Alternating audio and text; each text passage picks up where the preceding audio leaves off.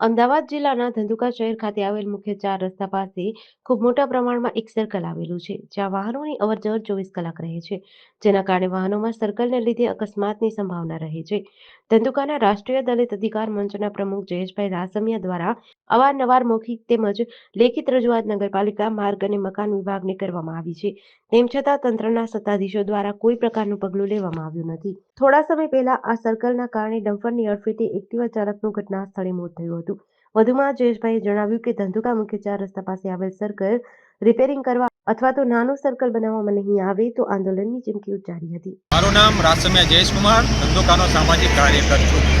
આપને શું સમસ્યા છે 4 રસ્તે? સમસ્યામાં એવું છે કે મારી પાછળ જે સર્કલ જોવા મળી રહ્યું છે એ ધંધુકાનું મેઇન સર્કલ છે, પણ હાલની સ્થિતિએ ધંધુકા તાલુકાના મામલતદારને, ડીડીઓને, પછી ચીફ ઓફિસરને અને આરએનડી એટલે નાયબ કાર્યપાલક ઇજનેરને પણ વારંવાર જાણ કરવામાં આવી છે, મૌખિક રજૂઆત કરવામાં આવી છે અને લેખિતમાં પણ રજૂઆત કરવામાં આવી છે. તેમ છતાં હજી સુધી એ સર્કલનું કોઈ નિરાકરણ આપવામાં આવ્યું નથી.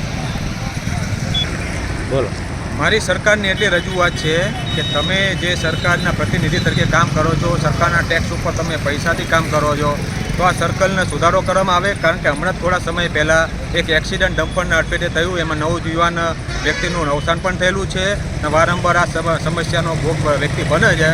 તો આનો સુધારો થાય એવી સરકાર તરફ મારી માંગ આપના તરફથી પહોંચે એવી વિનંતી છે. જીડીસી ન્યૂઝ સાથે સીકે બારડ, ધંધુકા.